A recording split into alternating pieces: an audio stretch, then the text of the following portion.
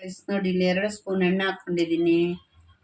ಇವತ್ತು ರುಚಿಯಾಗಿ ಬೆಂಡೆಕಾಯಿ ಪಲ್ಯ ಮಾಡೋದನ್ನು ಹೇಳ್ಕೊಡ್ತಾ ಇದ್ದೀನಿ. ಸಾಸಿವೆ ಹಾಕ್ಕೊಡ್ತೇನೆ.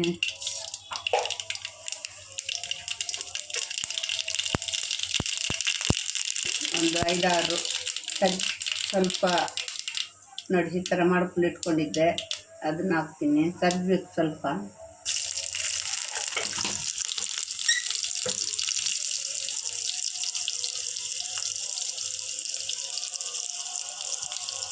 ಇವಾಗ ಒಂದು ಈರುಳ್ಳಿ ಕಟ್ ಮಾಡಿ ಇಟ್ಕೊಂಡಿದ್ದೆ, ಅದನ್ನು ಹಾಕ್ತಾ ಇದ್ದೀನಿ.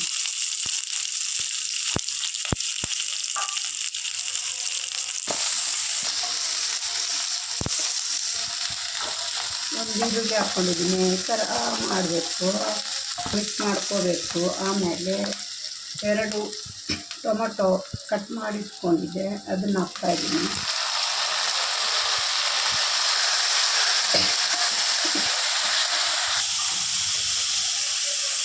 ರುಚಿಗೆ ತಕ್ಕ ಉಪ್ಪು ಹಾಕ್ತಾಯಿದ್ದೀನಿ.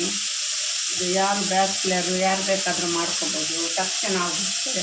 ಅದಕ್ಕೇನು ಟೈಮೇನು ಬೇಡ, ಬೇಗ ಮಾಡ್ಕೋಬೋದು.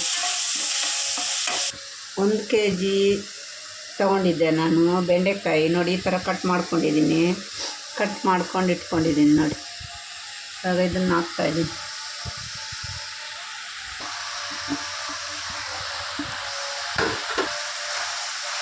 ಇಟ್ಕೊಂಡು ಈ ಥರ ಮಾಡಬೇಕು, ಮಿಕ್ಸ್ ಮಾಡ್ಕೋಬೇಕು. ಮಿಕ್ಸ್ ಮಾಡಿಕೊಂಡು ಸ್ವಲ್ಪ ಹೊತ್ತು ಈ ಥರ ಮಿಕ್ಸ್ ಮಾಡಿಕೊಂಡ್ರೆ ಚೆನ್ನಾಗಿ ಬರುತ್ತೆ. ಸ್ವಲ್ಪ ಈ ಥರ ಮಿಕ್ಸ್ ಮಾಡಿದ್ಮೇಲೆ ಖಾರದ ಪುಡಿ ಹಾಕ್ಕೋಬೇಕು. ನಿಮಗೆ ಎಷ್ಟು ಖಾರ ಬೇಕೋ ಅಷ್ಟು ಹಾಕ್ಕೋಬೋದು. ನಾನು 1 ಸ್ಪೂನ್ ಹಾಕ್ತಿದ್ದೀನಿ, 1.5 ಸ್ಪೂನ್ ಅರಿಶಿನ ಪುಡಿ ಹಾಕ್ಕೋಬೇಕು.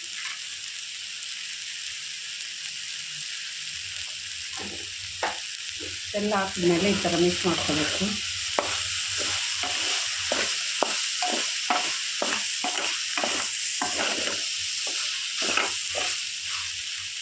ಇವಾಗ ಐಯಲ್ಲಿದೆ, ಕುದೀತಿದೆ. ಸ್ವಲ್ಪ ಲೋ ಮಾಡಿಕೊಂಡು ಗ್ಯಾಸ್ ಸ್ವಲ್ಪ ಮೆಲ್ಲಗಿಟ್ಕೊಂಡು ಇಡ್ತೀವಿ. ಈ ಥರ ಮಿಕ್ಸ್ ಮಾಡ್ಕೋಬೇಕು. ಮಿಕ್ಸ್ ಮಾಡಿದ್ಮೇಲೆ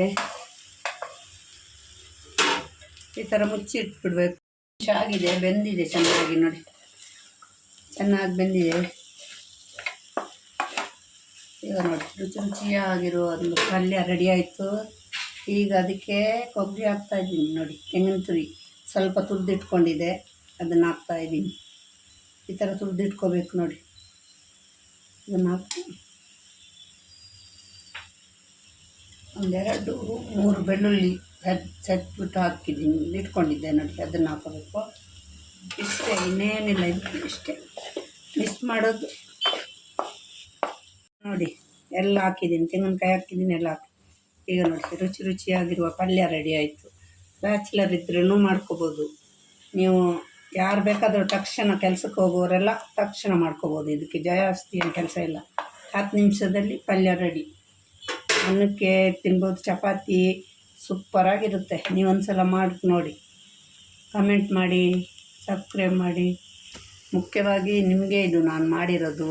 ನೀವೆಲ್ಲರೂ ನೋಡಿ, ಕಮೆಂಟ್ ಮಾಡಿ, ಲೈಕ್ ಮಾಡಿ, ಸಬ್ಸ್ಕ್ರೈಬ್ ಮಾಡೋದನ್ನ ಮರಿಬೇಡಿ. Thank you.